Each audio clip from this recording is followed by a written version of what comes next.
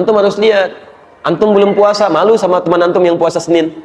Kalau antum baru puasa Senin, jangan bangga karena sudah ada yang puasa Kamis. Kalau antum sudah puasa Senin Kamis, jangan dulu senang karena ada yang Ayyamul Bid. Tapi kalau antum sudah Ayyamul Bid pun jangan bahagia dulu karena ada yang puasa Daud. Masya Allah. Kalau sudah ada yang puasa Daud, boleh nggak Ustaz saya cari yang lain? Puasa Sulaiman misalnya, Masya Allah nggak ada ya itu.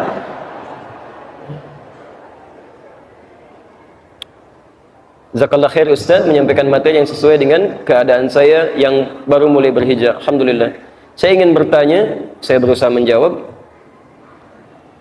Saya mengincar surga Firdaus, Masya Allah. Bukan hanya antum, yang lain juga sama gitu ya. Baik.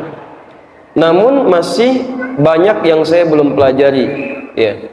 Kuliah saya agar tidak. Ini bukan saya nggak bisa baca ya, bukan tulisannya yang nggak jelas, saya yang kurang bisa membaca dengan baik. Sebentar.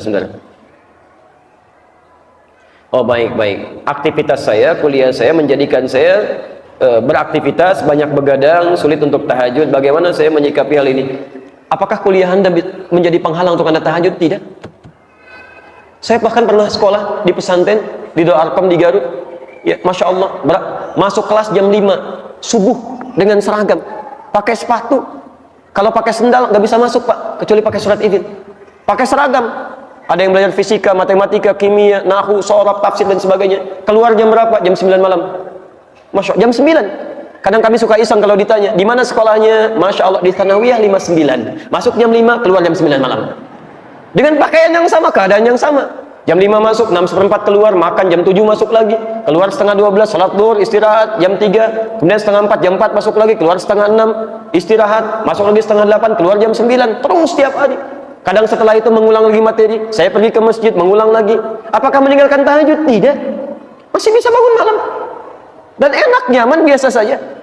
Ya, kami kuliah juga sama, masih bisa salat malam, gak ada penghalang. Sahabat Nabi Uthman menikah dengan 2 putri Nabi, dikenal dengan Dzun-Nurain, sahabat terbaik, pekerjaannya banyak, asetnya luar biasa, sibuknya luar biasa. Berangkat sana sini, kadang-kadang beliau datang berniaga ke tempat lain, merantau. Masya Allah, luar biasa. Sibuk. Dan kaya, saking kayanya sampai sekarang asetnya masih ada. Di Madinah sekarang masih ada. Ya seperti yang pernah saya jelaskan dulu. Sekarang akan dibangun hotel. Royaltinya diambil, disimpan di Bank Saudi, disedekahkan atas nama sahabat Utsman bin Affan radhiyallahu taala anhu. Apakah meninggalkan tahajud? Tidak.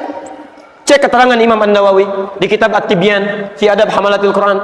Anda yang punya terbitan yang warna coklat, ya terbitan dari Kutub Islamiyah yang merah marun warna coklat, lihat di halaman 38 di paragraf yang pertama baris 1 sampai 2, posisi paling kanan sebelah atas di pojok.